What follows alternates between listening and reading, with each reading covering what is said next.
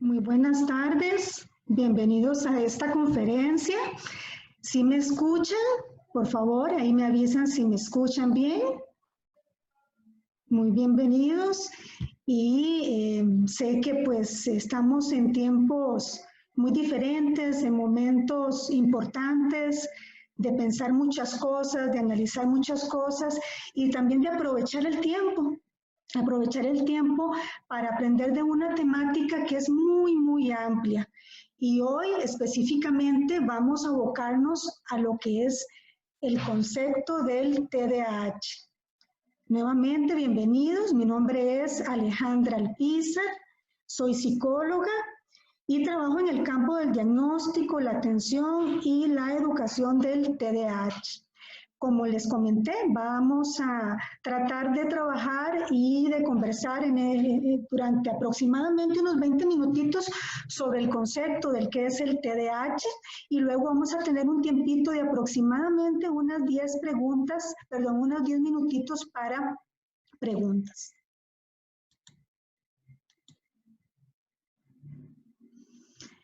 ¿Qué es el TDAH? Posiblemente no solamente en nuestro país, sino también en otros países. Si usted le dice a alguien qué es el TDAH o le enseña esas siglas, posiblemente no lo va a saber, pero si alguien comenta, mire, mi hijo o mi hija tiene déficit de atención o hiperactividad, por lo menos la persona va a tener una vaga idea, una idea muy básica de qué es. Y esto es porque precisamente este diagnóstico se conoce más con esas frases, déficit de atención o hiperactividad. Pero lo importante de esto es también ir posicionando estas siglas que la representan, TDAH, trastorno por déficit de atención e hiperactividad, que así es como se representa a nivel mundial y a nivel de foros científicos cuando se va a hablar de esta temática. Y por lo tanto también es importante irlo posicionando en los que trabajamos o tenemos familiares o hijos con esta condición. Y bueno, ¿qué es el TDAH? Y quise pues traerles esta imagen para pues poder comentarles que el TDAH es un trastorno del neurodesarrollo. ¿Qué quiere decir esto? Que es un trastorno en la cual la persona nace con esa condición, por eso se llama del desarrollo. Nace y se va desarrollando en toda su etapa evolutiva hasta que ya la persona es adulta. ¿Por qué neuro? Porque tiene que ver con la forma en que el cerebro funciona. No es que funcione mal, ¿no? Sino es una forma diferente de funcionar. Dentro de los trastornos del neurodesarrollo no solamente está el TDAH, también dentro de esta misma familia, dentro de esta misma sombrilla, por decirlo así, o paraguas, está también el trastorno del espectro autista. También está los trastornos del aprendizaje, como es la dislexia, la discalculia, la disgrafia y otros más también. Entonces es una familia, ¿verdad?, de una serie de trastornos que también tienen un origen, como dice allá abajo, de origen neurobiológico, ¿verdad? Que es una parte del cerebro, ciertas áreas del cerebro que funcionan a un ritmo diferente. Y nuestro cerebro forma parte y realiza un montón de conexiones. Y en lo que es el TDAH, vamos a ver que esas conexiones están, en algunos casos, no se dan apropiadamente o no se dan bien.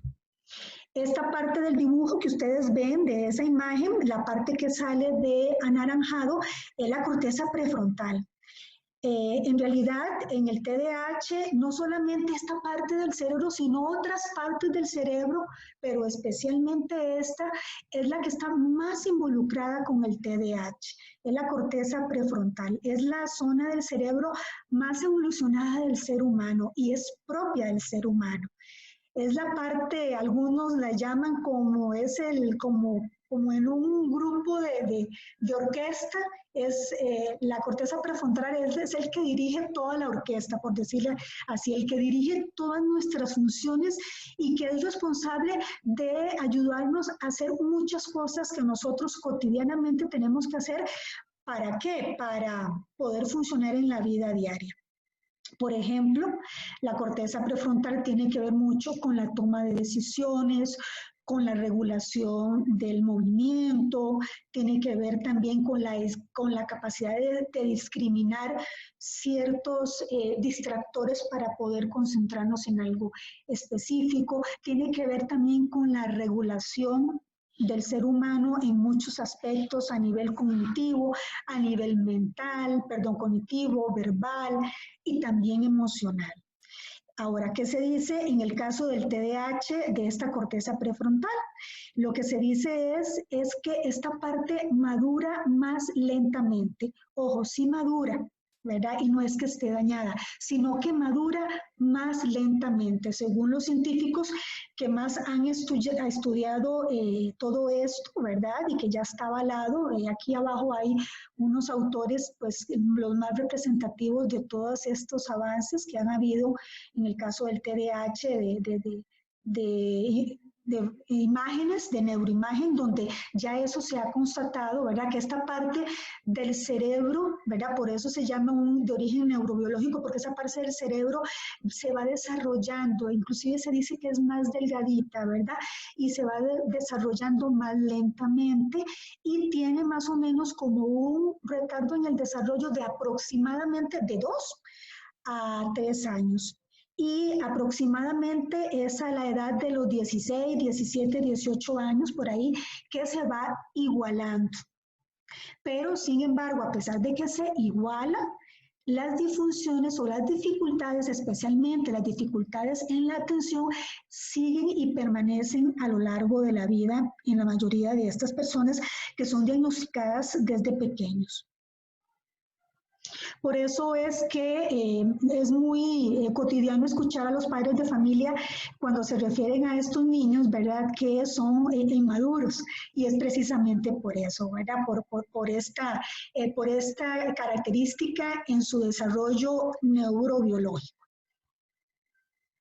Y toda esta parte que estamos mencionando, la parte frontal del cerebro, va a tener ciertas áreas que van a tener con la capacidad del ser humano para prestar atención, para controlar la impulsividad y para regular el movimiento. Y puesto que esta área madura más tardíamente, por tanto vamos a ver que estos niños se van a comportar como que si fueran niños más pequeños. Por eso es importante que cuando uno trabaja con papás, siempre uno les dice que tiene que adecuarse a la condición del niño y a la edad funcional del niño. ¿Qué quiere decir esto? Que si un niño con TDAH tiene 7 años, su edad a nivel funcional, a nivel de todas estas funciones que vemos acá, la capacidad de la atención, el control de la impulsividad y el control motor, va a estar como un niño de aproximadamente de 4 a 5 años.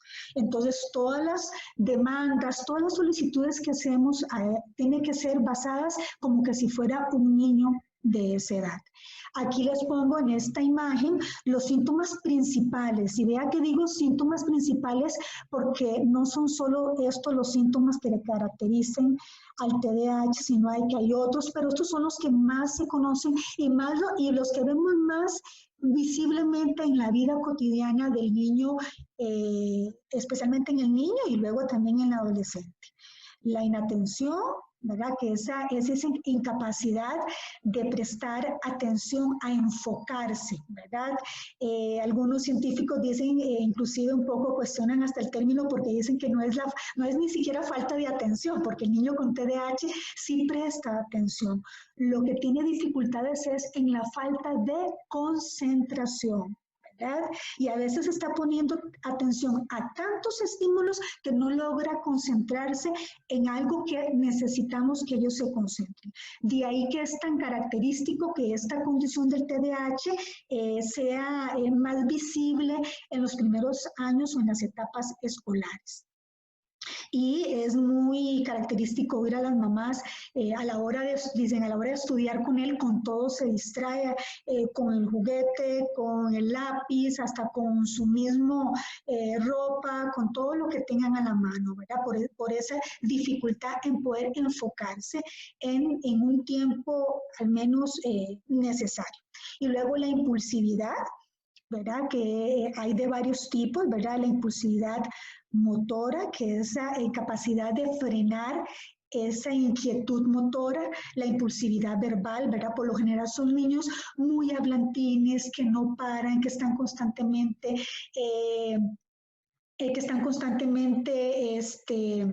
interrumpiendo la conversación, adelantándose, se les dificulta escuchar a la otra persona, y lo que también es la impulsividad emocional, ¿verdad? Que estos chicos por lo general, y a veces es un síntoma también muy dejado de lado o poco tomado en cuenta, que es la impulsividad emocional, que son muy emocionales en lo que sienten, ya sea que sea enojo, baja tolerancia a la frustración o inclusive alegría, son muy, muy emocionales. Y lo que es la famosa hiperactividad, ¿verdad? Que lo vemos más en niños, más característico en edades de niños de 7 años para abajo. Ya en edades de preadolescencia y adolescencia, esta hiperactividad disminuye. Pero bueno, en lo que es esta conferencia no quisiera como detenerme más en lo que son los síntomas. Eventualmente, Dios mediante, me gustaría pues compartir con ustedes otra conferencia que ya hablar específicamente y de manera detallada de cada uno de estos síntomas.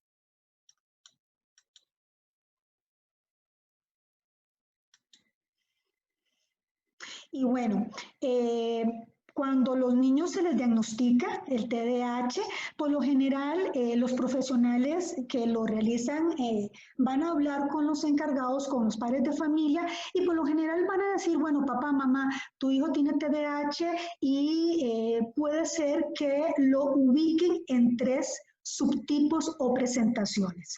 No son diferentes tipos, es un mismo TDAH, pero hay diferentes formas en que se puede expresar esta condición. El predominantemente inatento, que en realidad no hay prácticamente hiperactividad, y no por casualidad pongo la foto también de una niña en donde también hay niños también con este tipo predominantemente inatento, pero se ve más en las niñas. Las estadísticas han dicho que se da más en las niñas, y la dificultad con este tipo de inatento es que pasa desapercibido, ¿verdad? A la vista de los padres o a la vista de los docentes, y es importante también captarlo y saber las señales. Igual va a presentar un nivel de inatención importante, algunos rasgos de impulsividad, pero la hiperactividad no va a estar presente. El predominantemente hiperactivo, ¿verdad? Que es muy característico identificarlo. Yo siempre comparto en mis conferencias o en mis charlas con otros colegas y profesionales que estos chicos llevan una ganancia. ¿En qué sentido? De que como es tan visible sus síntomas, fácilmente son detectados por la maestra, por los papás, por las personas que cuidan a los niños, y comienzan a dar una voz de alerta. Entonces es usual que las maestras digan, papá, mamá, me preocupa esto, estoy viendo esto, busquemos ayuda, observemos más. Y estos chicos predominantemente hiperactivos, por lo general van a ser captados más tempranamente y en buena hora, porque entonces entre más tempranamente los captemos, entonces más inmediatamente vamos a comenzar un abordaje, y que eso tendría que ser para todos, y eso es lo más beneficioso. Por lo general, el predominantemente hiperactivo, hoy día se sabe que estas no son condiciones que son rígidas, que porque fue diagnosticado predominantemente hiperactivo a los 5 años o a los 6, ya se va a quedar así, no, por lo general ha sucedido que en niños menores, especialmente los niños menores de 6 años o de 7 años, que se le pone esta presentación de predominantemente hiperactivo, por lo general es porque coincide también con una etapa en donde, aunque no tenga TDAH, los niños a esa edad también son muy impulsivos e hiperactivos. Y ya cuando son más grandecitos, aproximadamente a los 7, 8, 9 años, va cambiando a una presentación que es la siguiente, que es la mixta, ¿verdad? Que es la más usual. En esta tienen las 3 características de los síntomas que vimos, el impulsivo, las características impulsivas, las hiperactivas y los problemas de desatención. Y estas son las 3 presentaciones. Ahora, como estamos contestando la pregunta, ¿qué es el TDAH? Ya dijimos que, que tiene varias presentaciones o subtipos, que es un trastorno neurobiológico, que el niño nace con eso. Y también el TDAH es una condición que permanece a lo largo de la vida. Bueno, yo aquí puse imágenes de mujeres, pero igual, es para hombres y mujeres, permanece. Si fue un adecuado diagnóstico clínico, eso no se quita, eso permanece. Ahora, como no hay una persona igual con TDAH, puede ser que a lo largo de la vida los síntomas se expresen de manera muy diferente o de acuerdo a los recursos que tuvo esa persona, fue detectado muy tempranamente, se le dieron apoyos, ayudas, entonces, y la persona también por su forma de ser tiene habilidades de superación, de compensación y en algunos casos hoy día se sabe ya en adultos que son personas que tienen el síndrome, que también como se les llama, pero no tiene activos los síntomas, no le afectan su vida funcional, pero sí tiene la condición. Y permanece a lo largo de la vida. Es una condición de origen genética. Por lo general te preguntan, es muy usual esta pregunta, ¿eso se hereda? Pues sí, sí tiene, es una de las condiciones o de los trastornos a nivel del comportamiento humano, de psiquiatría también, es uno de los trastornos con más condición de herencia que otros trastornos. ¿Qué quiere decir esto? Que si el papá o la mamá o ambos tienen TDAH, hay un mayor porcentaje, más del 50%, que el niño tenga TDAH.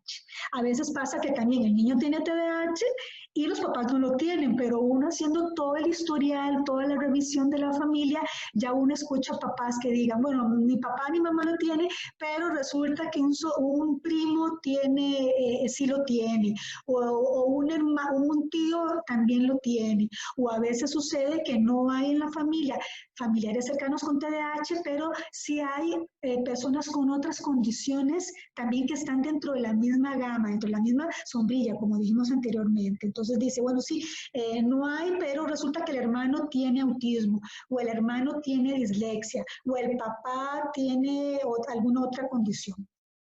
Entonces sí es una condición genética. Por eso es importante que cuando uno diagnostica este trastorno en niños, es importante indagar si los papás lo tienen también para abordarlo. En la medida en que también se aborde el TDAH de los padres, va a ser más beneficioso para el abordaje de los niños. El TDAH, ¿qué es el TDAH también? Es una condición que no es nueva. Imagínense que hay registros médicos desde 1902. A lo largo de todas estas décadas se le ha puesto nombres distintos, pero a nivel de los acuerdos científicos, de documentos avalados por la comunidad científica, siempre ha estado presente. Y hay registros desde esta fecha y registros a nivel científico ya con nomenclaturas específicas a partir de 1950. Y este es el más reciente, el del 2013, que es el DSM-5, que es el Manual Diagnóstico Estadístico de Trastornos Mentales, es el nombrecito largo.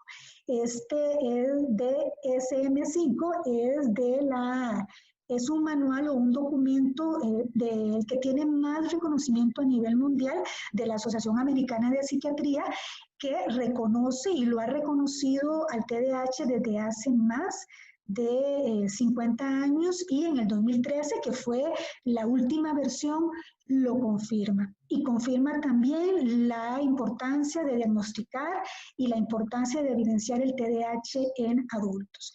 También la Organización Mundial de la Salud también lo reconoce desde hace más de 30 años. No es una condición, es una condición que abarca todos los países, no escatima ni área geográfica, ni raza, ni condición socioeconómica. Eso está presente a lo largo del planeta. Hay una tasa mundial de 5,29, que no es nada baja, y en niños va del 3 al 10 y en adultos el 4%. Entonces es una condición no específica de ciertos países, sino de todo el orbe del mundo. Obviamente, de acuerdo a las circunstancias y a las condiciones de vida o al estilo de vida o a la forma de vivencia de cada país, eso se va a expresar más especialmente en los niños de una forma u otra. Y bueno, aquí termino un poco a grandes rasgos lo que uno podría esperar, ¿verdad? Que conocer y tener una noción básica del que es el TDAH. Igual recuerden que para conocer más de esta temática pueden visitarme en mi Instagram, también la página TDAH Costa Rica Construyendo Oportunidades, y ahora en mi canal de YouTube. Ahí también van a encontrar más información. Recuerden, papás, mamás, si también tenemos presente maestros u otros profesionales, es importante informarnos de esta condición. Entre más sepamos, mayor va a ser el abordaje para ayudar a estos niños y personas. Vamos a abrir el chat de preguntas. Vamos a ver si hay alguna preguntita en estos últimos minutitos. Ok, dice aquí una pregunta. ¿Esto no tiene nada que ver con la inteligencia, o sí? Efectivamente, ella tiene toda la razón. Esta persona no tiene nada que ver con la inteligencia. De hecho, ese es uno de los tantos mitos que hay del TDAH. Las personas con TDAH, hay de todo tipo, ¿verdad? O sea, personas que son inteligentes, superdotadas, personas que también tienen dificultad, también discapacidad también cognitiva y también tienen TDAH, pero no es una característica propia, no tiene que ver nada. De hecho, hay personas, inclusive hay científicos y personas que han llegado a tener un gran potencial a nivel de todo lo que hacen, empresarios. De hecho, por ejemplo, Michael Phelps, uno de los mayores deportistas a nivel mundial, que ha ganado más medallas a nivel mundial y que es estadounidense, tiene TDAH. Uno de los psiquiatras más prestigiosos en Nueva York tiene TDAH. Bien, hay profesionales también de alto rango, empresarios, médicos, de todo ámbito, ¿verdad? Maestros, de todos los ámbitos, ¿verdad? Esto no tiene que ver con la capacidad o la inteligencia. Dice acá otra pregunta. Bueno, les recuerdo que del lado inferior derecho van a estar los 3 puntitos donde dice más. Ahí dan clic y ahí sale la lista y arriba dice chat, donde ustedes pueden hacer sus preguntas. Dice acá, ¿cómo puede uno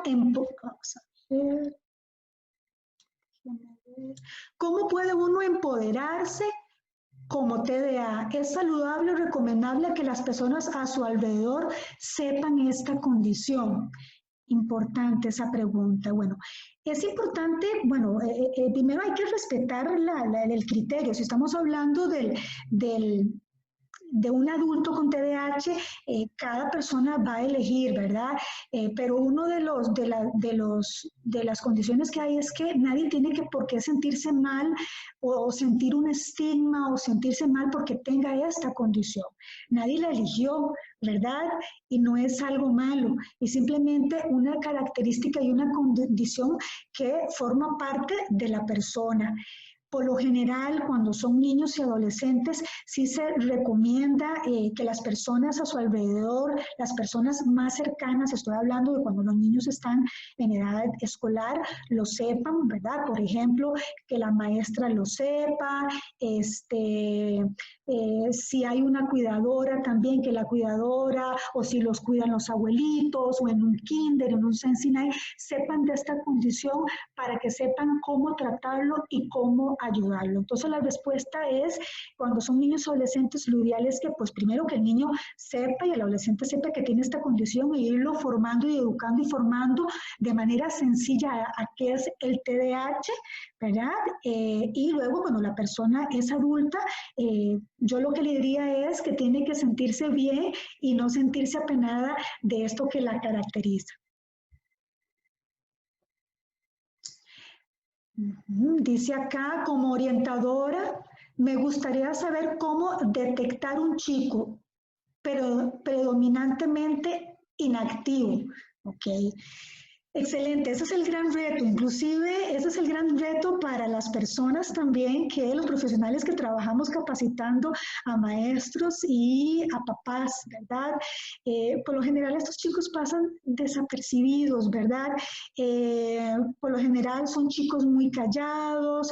¿Cuándo lo vamos a detectar? Y bueno, cuando vayamos a dar la otra conferencia de los síntomas del TDAH podemos profundizar un poquito más en esto, pero el predominantemente inatento o inactivo, como le menciona aquí esta persona, por lo general lo captamos cuando vemos que el bajo rendimiento escolar, cuando vemos que es una persona que participa poco, cuando vemos que es una persona que aunque está quedita, no dice, no chista, no se mueve del aula, no se levanta, pero no tiene dificultades a la hora de terminar los exámenes, no termina los trabajos. O la maestra dice, mamá, papá, le pregunto y no me sabe responder, no me sabe decir o no captó lo que yo dije. Pero lo vamos a ver más por el síntoma inatento. Y vamos a hacer las últimas preguntas.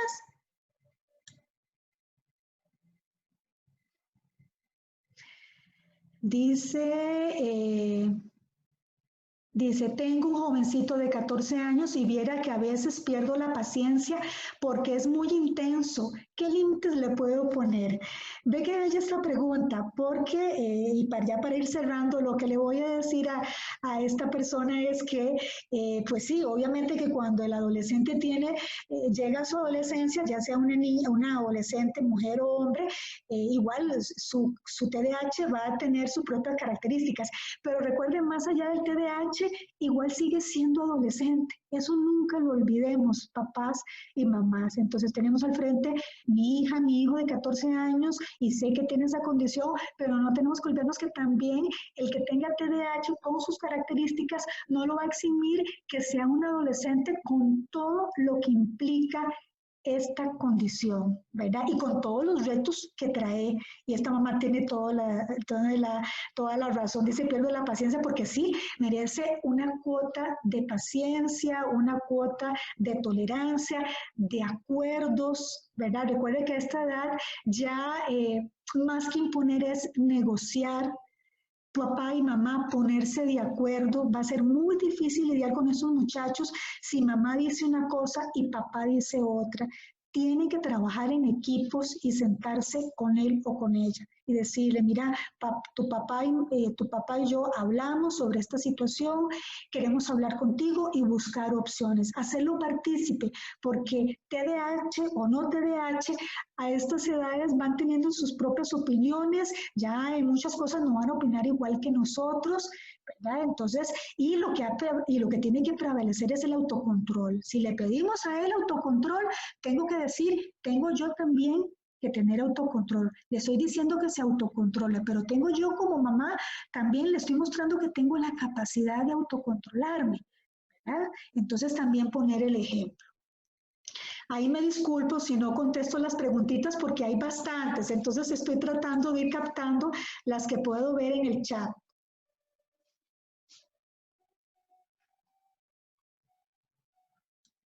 Dice una persona acá, la interrupción constante de la clase y el irrespeto a las reglas de clase son parte del TDAH. Sí, podría decir que sí, esta persona tiene toda la razón, es una de las características, ¿verdad? La interrupción, ¿verdad? Y recuerden que esos chicos no hacen esas cosas adrede, no lo van a hacer por molestarte, por llevar la contraria, por desafiar, sino que por su impulsividad motora y verbal, ellos interrumpen, se levantan, también a veces no hay un seguimiento de reglas, a veces no es tanto por el respeto, sino es por no tener claridad en las reglas. De ahí la importancia de tener muy claro dentro del aula y tener por escrito, visuales claras. Hay un montón también de recomendaciones que uno podría dar y lo podemos ver más adelante, que cómo puede una maestra manejar todos estos temas dentro del aula y también dentro del colegio, ¿verdad? Dentro del aula, tanto para niños como para colegio. Nos vamos a ir abarcando ya la última pregunta para ir haciendo el cierre. Dice acá, es cierto que cuando una persona tiene TDAH son muy inestables laboralmente. Sí, es así, es probable. Ahora, eso no quiere decir que una persona tenga TDAH y no lo tenga y sea una persona inestable, eso puede suceder, pero dentro de las personas con TDAH puede ser que sí, esta característica se da, ¿verdad? Porque son personas que también se aburren muy fácilmente o a veces son inestables laboralmente porque les cuesta seguir horarios o llegan tarde, entonces ocurren también despidos o a veces sucede también de que ya cuando son adultos, si es una persona que fue diagnosticada con tipo hiperactivo, son muy impulsivos emocionalmente y a veces hay inestabilidad laboral no tanto porque no sepa qué hacer o por una cuestión técnica laboral, sino porque hay dificultades en las relaciones también sociales, en el control de sus impulsos o en lo que dijo o tal vez en la manera de comportarse con otros compañeros. Por lo general son personas que por su inquietud interna, porque su hiperactividad es más interna, necesitan estar haciendo cosas diferentes constantemente o no pueden llevar proyectos a largo plazo. Entonces eso hace que eso vaya irrumpiendo de acuerdo a donde esté ubicado laboralmente y puede ser que cambien a nivel laboral, hayan cambios. Bueno, yo les agradezco pues toda la presencia a esta videoconferencia. Espero próximamente seguir participando con ustedes de otros temas de su interés y les agradezco mucho. Cuídense mucho en este tiempo. Sigamos todas las recomendaciones para poder salir avante y superar esta condición sanitaria que tenemos en nuestro país y en todo el mundo. Y le agradezco pues la presencia y su participación. Muchas gracias.